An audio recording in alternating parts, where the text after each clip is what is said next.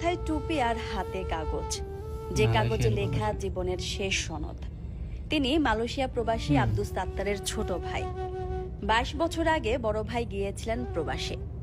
সেদিন হযরত শাহজালাল আন্তর্জাতিক বিমানবন্দরে বড় ভাইকে বিদায় জানিয়েছিলেন হাসি মুখে, কিন্তু সেই ভাইয়ের হাসি মুখটা আর দেখা হবে না কোনোদিন। যখন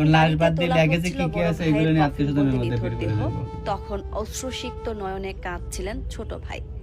এভাবে প্রতিনিয়ত হযরত শাহজালাল আন্তর্জাতিক বিমানবন্দরের 8 নম্বর গেট দিয়ে আসছে 25 থেকে 30টি করে প্রবাসীদের নিথর দেহ।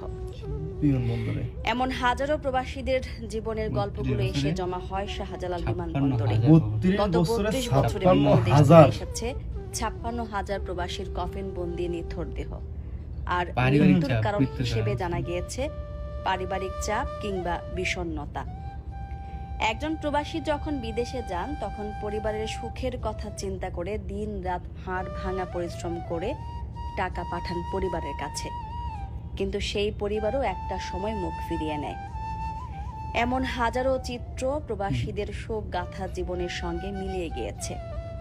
টাকার মেশিন মানুষটি যখন হারিয়ে যায় তখন সেই মানুষটির নিথর দেহটি নিতে বিমানবন্দরে অনেক সময় কাউকে পাওয়া যায় না।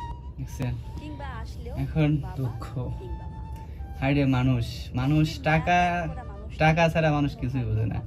একজন ব্যক্তি সে তার ফ্যামিলিকে ভালো রাখতে, ফ্যামিলির বাবা মা আত্মীয় স্বজন সবাইকে ভালো রাখার জন্য প্রবাসে এত কষ্ট করে, আর তারা মারা যাওয়ার পরে লাশটা রিসিভ করার জন্য লোক নেই।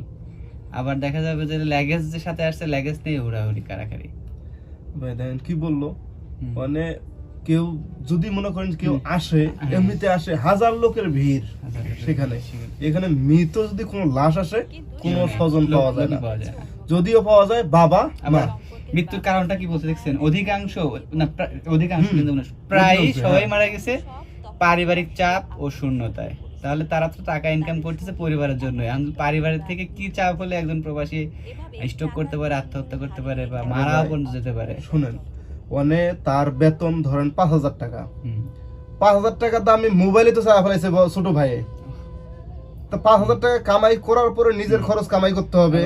এর আগেও আমরা একজন প্রবাসী ভাইয়ের বিষয়ে দেখলাম যে সে দীর্ঘ 20 বছর চাকরি করে বাড়িতে একটা ফ্ল্যাট করছে, একটা মায়ের নামে একটা বউয়ের নামে, মা লেগে দিছে ছোট ভাইকে, আর এই জন্য বউ রাগ করে বউ ওই ফ্ল্যাটের সামনে উঠতে দেয় নাই। সে কান্নাশীত হয়ে আবার ফিরে যাচ্ছে বিদেশে। ভাই মানুষত্ব বোধ না হারিয়ে সমস্ত বিষয় টাকার মেশিনের দিকে না তাকিয়ে টাকার দিকে তাকাইতেছি। তো যে কথা বলতেছিলেন, হ্যাঁ আসলে সবাই মানুষকে টাকার মেশিন না মনে করে মানুষ মনে করেন, তাদেরকে ভালোবাসেন। আর তারা যেহেতু আপনাদের জন্যই অর্থ ইনকামের জন্য বিদেশে এত কষ্ট করতেছে, তাদেরকে ভালোবাসেন, তাদের পাশে থাকেন। চাহিদার বেশি কিছু তাদের থেকে চাইেন না। চাহিদা তো শেষ নেই, তার কতখানি সামর্থ্য এটা যাচাই বাছাই করেন। তো ভিডিওটি ভালো লাগলে তাহলে একজন মানুষের জীবন বেঁচে যেতে পারে। আর ভিডিওটি ভালো লাগলে লাইক কমেন্ট শেয়ার করতে ভুলবেন না, আর অবশ্যই বিষয়টি বিবেচনা করে দেখবেন। আজকে পর্যন্তই, সবাই ভালো থাকবেন, সুস্থ থাকবেন, আল্লাহ হাফেজ।